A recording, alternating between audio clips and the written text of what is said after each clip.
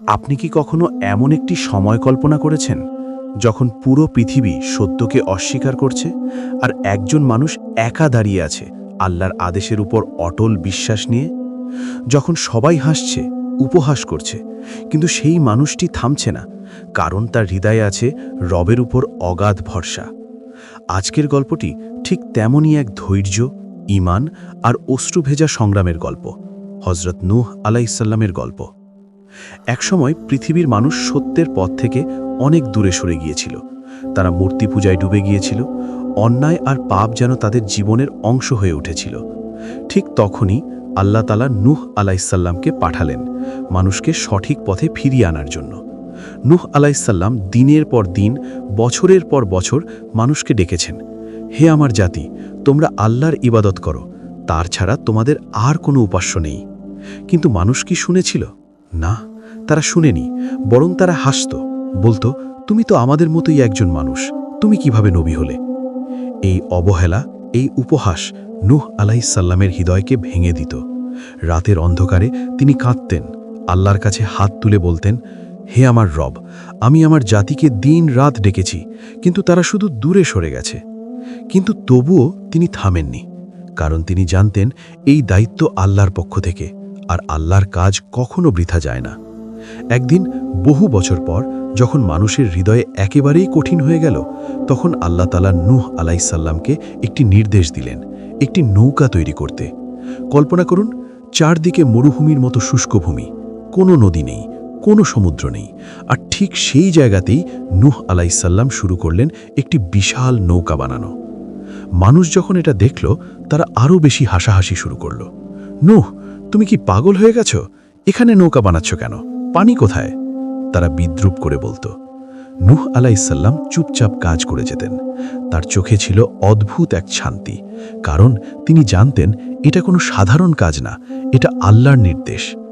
প্রতিটি কাঠের টুকরো জোড়া দিতে দিতে, প্রতিটি আঘাতের শব্দের মাঝে যেন লুকিয়েছিল তার ধৈর্যের গল্প, তার নিঃশব্দ কান্না আর তার অটল ঈমান।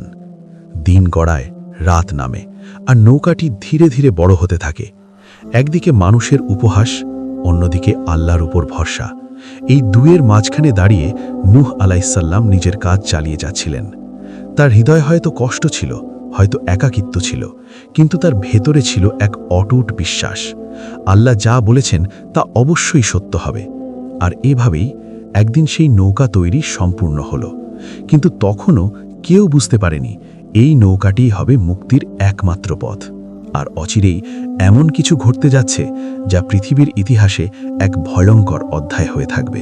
নৌকাটি তৈরি শেষ হলো, কিন্তু তখনও আকাশ ছিল শান্ত, মাটি ছিল শুষ্ক, মানুষের মনে কোনো ভয় ছিল না।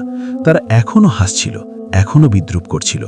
ঠিক সেই সময় আল্লাহর পক্ষ থেকে এলো চূড়ান্ত নির্দেশ, হে নূহ, তুমি নৌকায় উঠে পড়ো, আর তোমার সাথে নিয়ে নাও প্রত্যেক প্রাণীর একজোড়া করে, আর যারা ঈমান এনেছে তাদের। নূহ আলাইহিসসালাম চারদিকে তাকালেন, কিন্তু কজনই বা ঈমান এনেছিল? এত বছরের দাওয়াত, এত কান্না, এত আহ্বান, তবুও খুব অল্প মানুষ তার ডাকে সাড়া দিয়েছিল। তার বুকটা কেঁপে উঠল, কিন্তু তিনি জানতেন হেদায়েত একমাত্র আল্লাহর হাতে। ধীরে ধীরে মুমিনরা নৌকায় উঠতে লাগল। পশু পাখিরাও যেন আল্লাহর হুকুমে জোড়া জোড়া হয়ে এসে উঠল সেই নৌকায়। এক অপূর্ব দৃশ্য, কিন্তু এর মাঝেও লুকিয়েছিল এক গভীর বেদনা।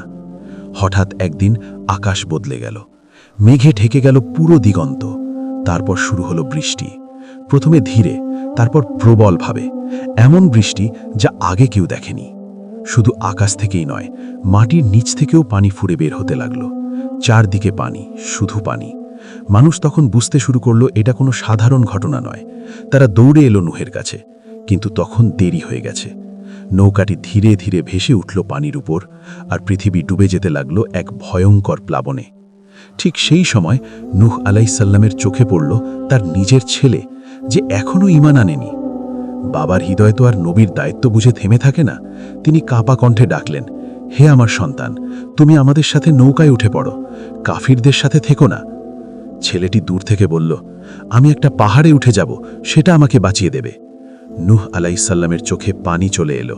তিনি আবার বললেন, আজ আল্লাহর আদেশ থেকে কেউ রক্ষা পাবে না, শুধু তারা ছাড়া যাদের উপর আল্লাহ দয়া করবেন। কিন্তু কথা শেষ হওয়ার আগেই এক বিশাল ঢেউ এসে তাদের মাঝে দেওয়াল হয়ে দাঁড়ালো। ছেলেটি হারিয়ে গেল পানির গভীরে। এই দৃশ্য, এই মুহূর্ত একজন বাবার হৃদয়কে যেন টুকরো টুকরো করে দিল। নূহ আলাইসাল্লাম নীরবে কাঁদলেন। তার চোখের পানি মিশে গেল সেই বৃষ্টির স্রোতে। নৌকাটি তখন ভাসছে এক অনিশ্চিত যাত্রায়। দিন যায়, রাত আসে, অবশেষে আল্লাহর হুকুমে পানি কমতে শুরু করল। নৌকাটি গিয়ে থামল এক উঁচু স্থানে। সবকিছু শেষ হয়ে গেছে, কিন্তু শুরু হলো নতুন একটি পৃথিবী। নূহ আলাইসাল্লাম আকাশের দিকে তাকালেন। তার চোখে এখনও অশ্রু, কিন্তু সেই অশ্রুর মাঝে ছিল শান্তি, কারণ তিনি জানতেন আল্লাহর প্রতিটি সিদ্ধান্তেই আছে হিকমত। কাঁপা কণ্ঠে হয়তো তিনি বলছিলেন, হে আমার রব, তুমি যা করেছ তা ন্যায়ের ওপরই করেছ। তুমি দয়ালু, তুমি সর্বজ্ঞ। এই গল্প আমাদের শেখায় সত্যের পথে চলা কখনো সহজ নয়, কখনো আপনজনও দূরে সরে যায়, কিন্তু যদি আল্লাহর উপর ভরসা থাকে তাহলে শেষটা সব সময় সুন্দর হয়। তাই আজও যখন আপনার চারপাশ অন্ধকার হয়ে যায়, যখন কেউ আপনাকে বুঝতে চায় না, তখন মনে রাখবেন নূহ আলাইসাল্লাম একা ছিলেন, তবুও তিনি হার মানেননি। আর আল্লাহ কখনো তার বান্দাকে নিরাশ করেন না।